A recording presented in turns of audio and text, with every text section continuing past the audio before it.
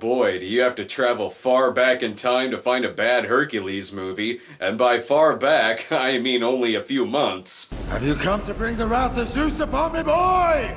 No, but he is raining down the power of laughably bad dialogue. I guess I could have spotlighted a Hercules movie during the release of Rennie Harlin's The Legend of Hercules. But what would that have mattered? The only two idiots who went to go see that movie are these two dipshits who prefer talking about movies in the front seat of their car. No, we have a much more highly anticipated Hercules movie coming to theaters, probably directed by someone held in much higher regard than Rennie Harlin, or maybe, kinda, not really. Whatever. Since I'm taking a look at a Hercules movie this week, that gives me an exclusive sneak peek of Dwayne Johnson as Hercules.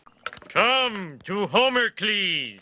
Damn it, Brett Ratner, why do you keep disappointing people? Today we're looking at the 1980s attempt to give a little extra charge to the Hercules franchise. Not sure if you can really call it a franchise though, since anyone could legally make a Hercules movie if they wanted to. So in 1983, Golan Globus gave us Lou Ferrigno in Hercules. It's sort of like The Incredible Hulk, only if people did like making him angry. The Lou Ferrigno Hercules won a few awards. Razzie Awards, that is.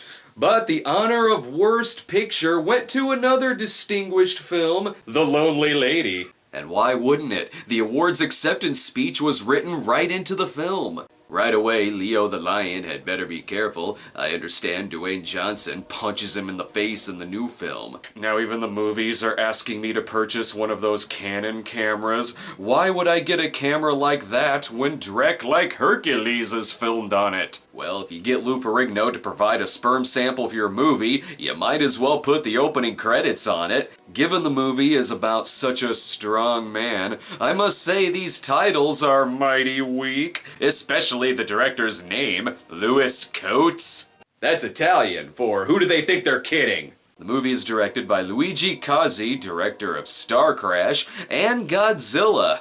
Oh, no, not technically that Godzilla. The 1977 re-edit featuring Spectrorama 70 colorization that made it look slightly more radioactive than the film's monster. And if you're the religious type, no need to teach your kids theology because Luigi's Hercules explains creationism the best way that it possibly can. In the beginning, before creation, there was darkness. And then public access television was born. From the primordial explosion emerged the fire of chaos. It's a very small fire. You may need a magnifying glass to see it, but rest assured it's mighty chaotic. Wow, these stars are much more impressive than the ones on the credits. Why didn't they use these? There came forth a jar, golden and glittering, Pandora's jar. But don't rub it too hard, for it will release the divine Wishmaster, the god of assholery. Oh no, how are we gonna tell God we broke his favorite vase while he was on vacation? From the fragments of the jar, the planets and the solar system were formed. Amazing how pottery was invented before the solar system. And then we created the tabernacle from Zardoz. Space travel was almost instantaneous, for the planets were then invented by an element that cannot possibly exist in outer space. And then, Earth. And on Earth there was life. Except for a little place the gods like to call Wyoming. But enough about Earth. We will go to the moon! But the first beings that the mists of creation offered forth were not men. They were of the supreme essence and became gods. They claimed the moon as their home. For more, visit lunartruth.com or watch the film Apollo 18. This is feeling like if Cosmos was a Scientology production. Brought to us by the almighty Santa Burger King. As the ghost of Christmas present, I feel I am the most equipped to hit mankind in the face with a toaster. I guess everyone on Earth is too big of a pussy, so Zeus and the immortal twosome here create someone else slightly stronger. A man who is stronger and more intelligent than all other men. We shall call him Goliath. And as you can see, the seed of Zeus may have conquered light speed, but it is also very, very tipsy behind the wheel. And who, disguised as Clark Kent, mild-mannered reporter for wait, hang on here. Where's his penis? So even Hercules suffers the effects of steroids? That was a lot of information. Is that all the backstory that we need to know? Even as the hero is born, the forces of evil are at work in Thebes.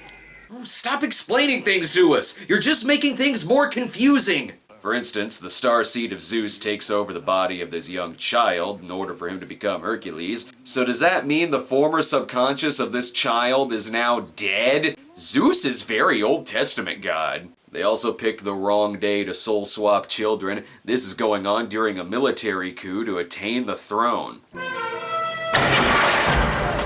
Now he has access to Mark Wahlberg's alien gun from Transformers 4. And he's also King Arthur.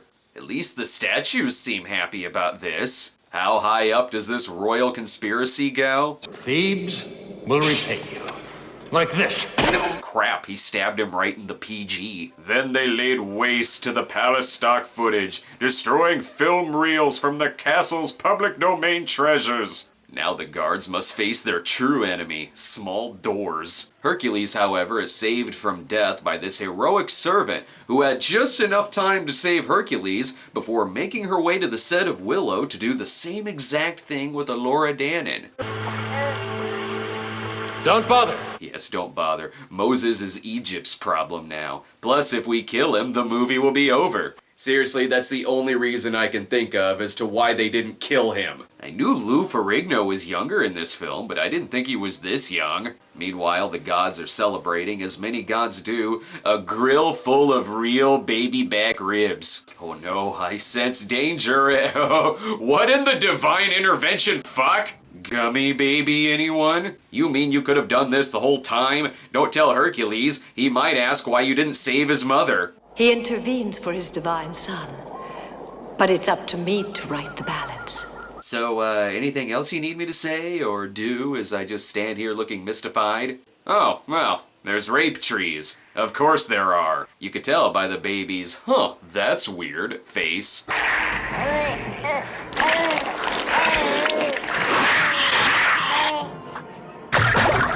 don't know what that says about the special effects, if a baby can destroy them. Hercules is soon saved by medieval Ma and Pa Kent.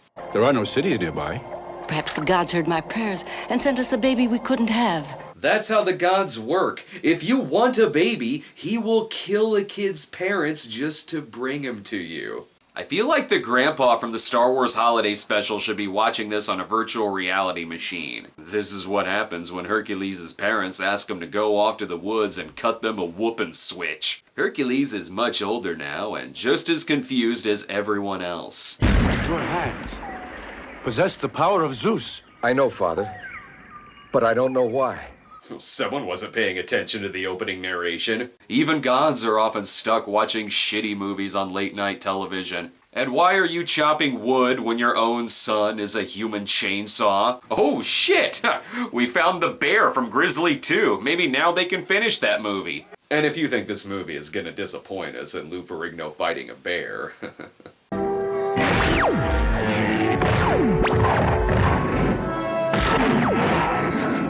He's beating the spider sense out of him. And shots like this are why the pause button was created. Look at that. That's not a real Hercules. Clearly there is nothing that can top that scene.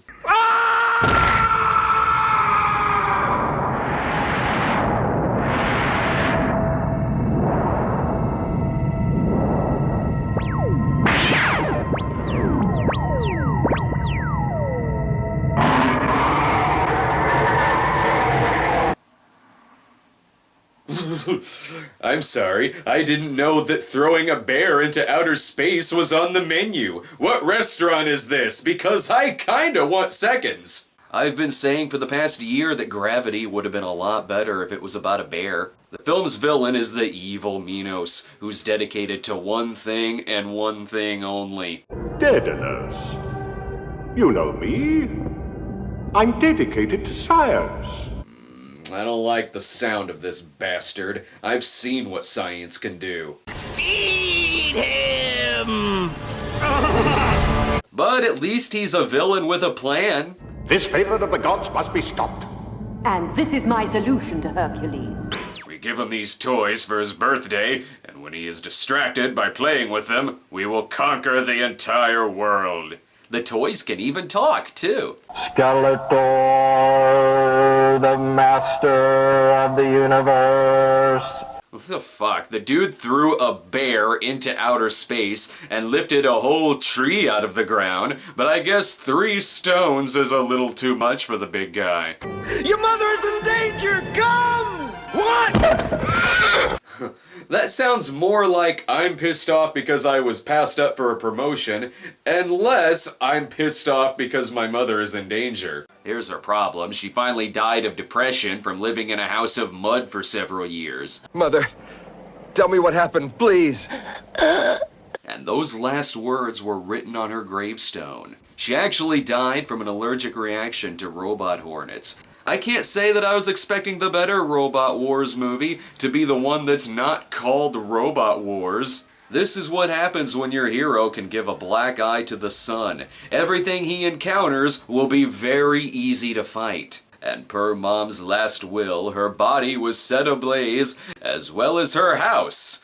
Well, it's what Mom wanted, I guess. I don't have a house anymore. And whose fault is that? Probably the jackass who set it on fire. And that jackass is you, schmuck! Why am I stronger than other men? Why does my strength bring so many sorrows on my head? And why is my voice dubbed by a completely different person? Then again, Italian production, so nearly everyone is dubbed. I'm sure there's some people out there who watch these Italian exploitation films and just assume that there's only 5 voices in Italy. For some reason, we cut to Lou's audition for 7 Magnificent Gladiators, so I guess we should see how this turns out. Bend over, guardsman. I've got a couple of spots on my shoe. What the hell? I'm not sure how anyone could watch this fight and not assume that someone is using divine powers of cheating. That man is different from the others. He has incredible strength. Yeah, sure, there's that. And there's also the fact that his weapons seem to be from a video game. Maybe he could chop off the horrible mole the princess keeps covered on her face. Only a true god, though, would play chicken with a chariot.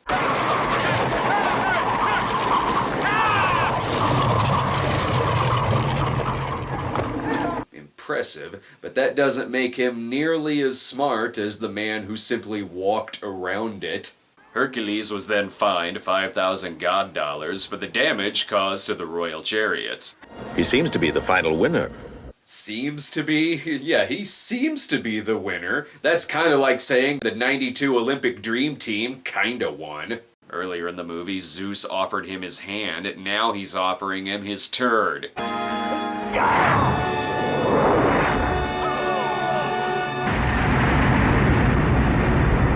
What is his deal with throwing shit into space? He uses it as his own personal garbage can. I think it's well on its way to poking a bear in the eye. George Méliès has got nothing on Hercules when it comes to space poking. Hercules and Princess Cassiopeia, which sounds like a radio taking a piss, come to an agreement. If Herc can clean the stables, the princess will remove her veil, which she will only do for her one true love. This test doesn't really work when you can already tell that the person underneath it is hot. And were the horses having a shit-throwing party? There's a lot of sprayed feces in the stable. Hercules cleans the stable the only way he knows how, by scaring the nighttime away so they have to film in daylight, and with the power of what the fuck.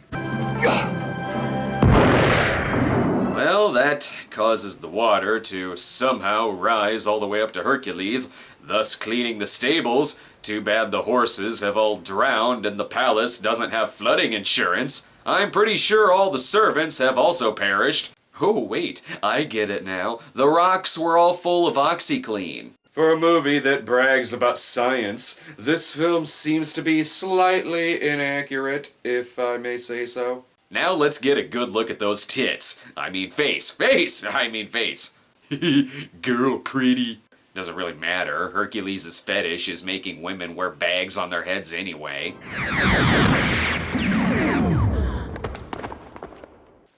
Zeus, the god of cock-blocking. In comes Sybil Danning as Adriana, werewolf bitch, clearly being interrupted by the Miss Universe swimsuit competition. They haul off Lady Cassio to Atlantis, while Hercules... Then we'll feed him to the sharks. I'm sure the sharks are dead from the massive flood that he caused to clean the barn. No, water, his one weakness. I would say, why don't they just shoot him? But he's fucking invincible, so why not just immobilize him for a few minutes? If he isn't dead, he will be soon. Don't underestimate him. He knows how to take care of himself. And when he doesn't, I'll turn him into my own personal micro machine again. At least Cozy knows that fog filter equals water. For 7 days and 7 nights he swam. Meanwhile, here's another planet. He washes up on the shore of the island of an evil witch. If he placed his bets wrong, this is what the princess would have looked like under her veil. Who are you? My name is Hercules. I know. I know everything.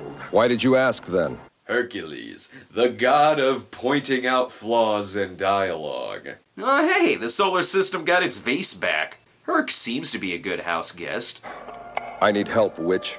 I find that term offensive. Call me cunt. The witch, Circe, uses 10 drops of Hercules' blood to give herself a makeover. It may seem like it's the blood doing this, but on closer inspection, it's the transition effects. Even her jewelry is somehow affected by Herc blood. Who are you?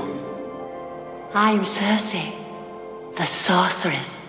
Said with the authenticity of someone asking me to check out their webcam. Boy, she's been looking for an excuse to wear these mall clothes for ages. So many people in this movie can either create something out of nothing, or just mysteriously appear, to the point to where I'm not sure why Hercules has to do any of this. He's only the 3rd powerful person in the movie, and he can throw shit into space. Circe the witch asks Hercules to attain her personal charms from hell. Seems like a tall order, and the king will not make this easy with the help of more toys. Could I just see it grow a little bit? It would mean a great deal to me. Oh, you mean the gods haven't invented Viagra yet? Oh, he means his toys.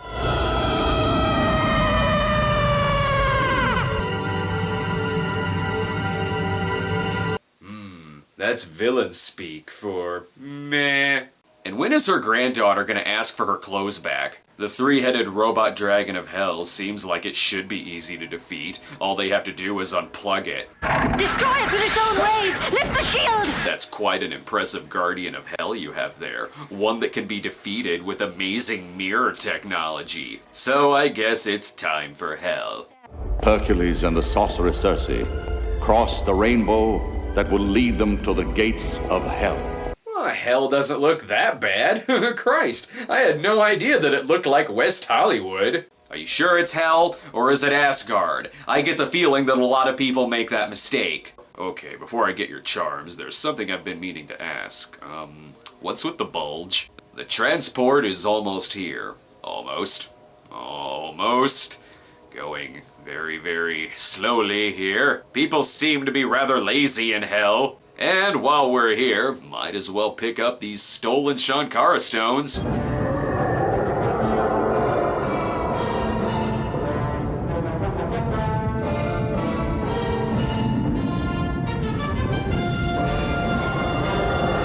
It's a skull.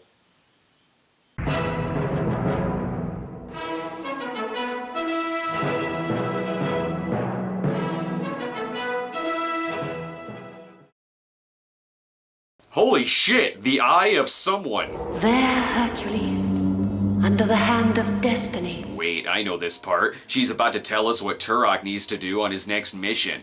Everything that exists inside it is my charm. Your charm is egg yolks? It looks simple, but only you can get it. Oh, wait, sorry. That was Circe talking? My mistake. I'm used to things like this always talking in movies. By the way, I think your egg is concluding its broadcast day. Hercules is the only one who can reach in to grab the charm and avoid questionable effects work. Try it again, Hercules. But be prepared for a terrible test. Then fuck that, I'm not gonna do it. Okay, fine, I'll set my arm on fire, and then look for ways to clearly rip off a scene from Men Behind the Sun. Or he was just getting punishment for acting up on the Snowpiercer. I've got it. Ooh, please pull out a baby chicken. Ooh, this is a thing that they now have. Take me as close as possible to Thera. Now. Well, great, Cersei. We're still fucking lost. What do we do now? Yes, but here you shall have the most precious gift of all, Prometheus's winged chariot. I don't know. I hear some people are awfully nitpicky about the Prometheus chariot. Perhaps they can get help from Khaleesi and Zarodaxis, another pointless cameo. And why not? How about some new magic?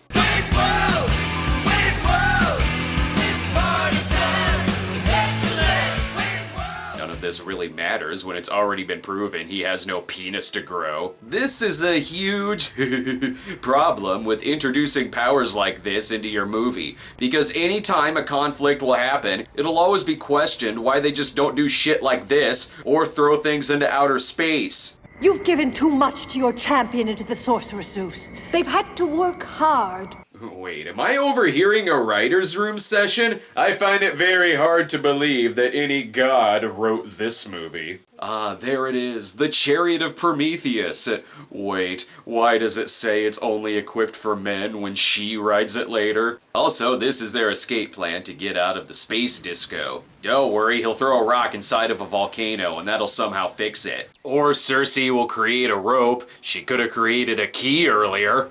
Now, tie the other end of the rope to the chariot. Okay, now you're just getting lazy. You want her to tie your shoes as well?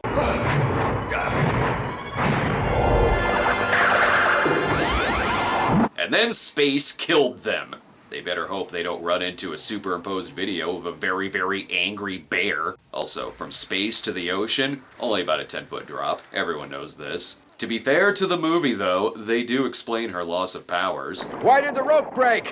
What happened to your powers? You made me fall in love.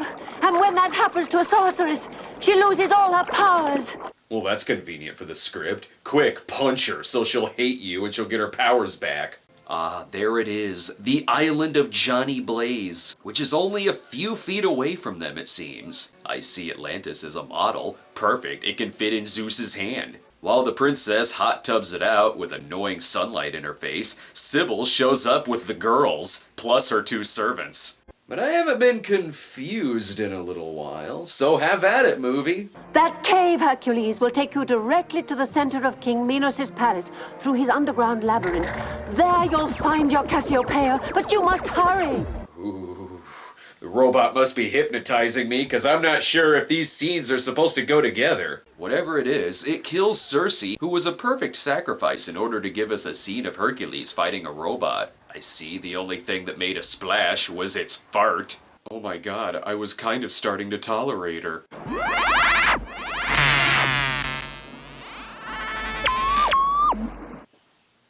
And then that happened! Still a much better fate that Cersei actress Mirella D'Angelo got than in Caligula, and she didn't even die in that film. Will someone explain to me how the science in this film would have easily gotten me laughed out of the science fair?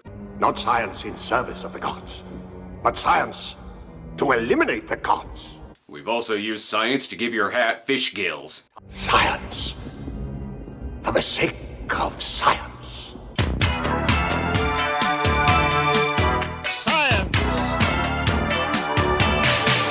Maybe some good luck will come Herc's way. Will evil triumph over good? The gods are powerless this night. Because they too have fallen in love with Hercules.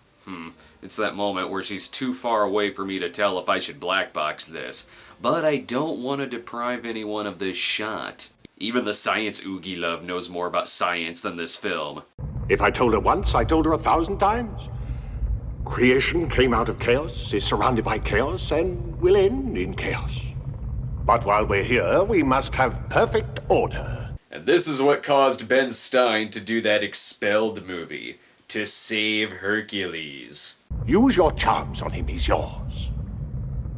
If he resists, use the Black Lotus, it's quicker. Oh, how quick could it be? What the fuck? How did this happen? It's so quick that it took care of him in between shots. Haha, the tables have turned. Sybil Danning is not used to being on the other side of the cell in a prison scene. And how is this stopping him? Does he just want to listen to their taunts? Minos means to give you to me. And he couldn't have chosen better. Really? Because he doesn't have a penis. Just saying. Oops, sorry, that's what did it. The no penis thing kinda set him off. And now Cassiopeia is ready to be sacrificed to the devil's asshole, where lives will perish trying to save her. Oh no! Who was that? Hercules manages to find the guard's weak spot, a sprained ankle and a bruised tailbone. And for a scientist, this guy sure believes in a lot of fantasy. Yes. The sacred sword of Thebes. Hercules, help before the movie figures out what lava is!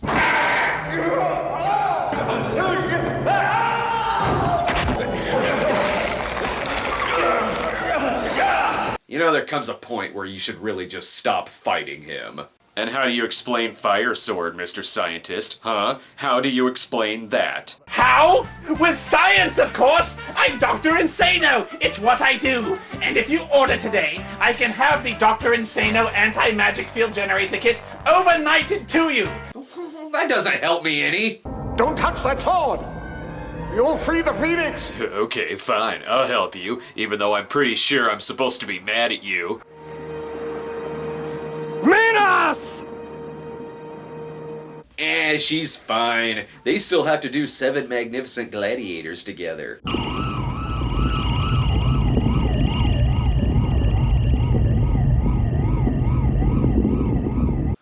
Okay, well, I guess throw a bikini top on those ashes. Someone will want to fuck it. And thus more stock footage was destroyed, and there is only one man to blame for all this. Minos! And Zeus is gonna be mighty mad about the destruction of his model collection when he gets home. The Phoenix is free from the evil that held it prisoner. Its fire is free now to serve the universe. The world has nothing more to fear. Yeah, sure, it serves the universe by killing a whole fuck lot of people. I'm not sure if these were all villains, but then they learn that the foundation of a new relationship is trust. Wait. Are you really Cassiopeia? Or Ariana in a new form? Or Circe reborn? I'm all of them and none of them. So, is that a yes, or... Fuck it, she's hot, and the magic sword did give him Morella's husband's severed penis, so let's do this. Huh, well this is weird. And then their cardboard cutout ascended into space, where it was mauled by a bear.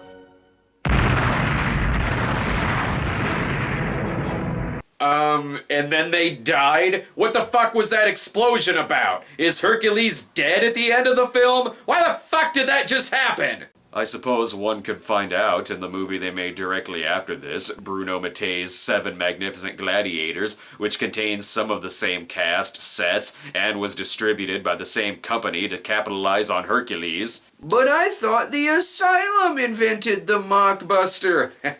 I'm just kidding. It's okay when the 80s did it. And while the movie wasn't exactly a runaway success at the box office, that doesn't really mean anything if your picture is a low-budget exploitation film to begin with. So why not? 2 years later, we got a sequel, The Adventures of Hercules, also starring Lou Ferrigno.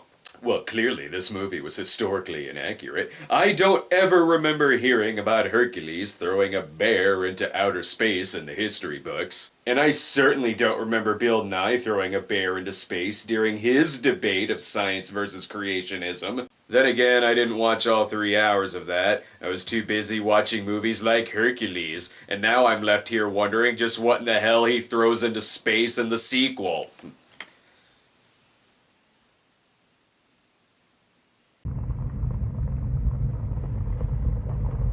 Where was I? Hercules.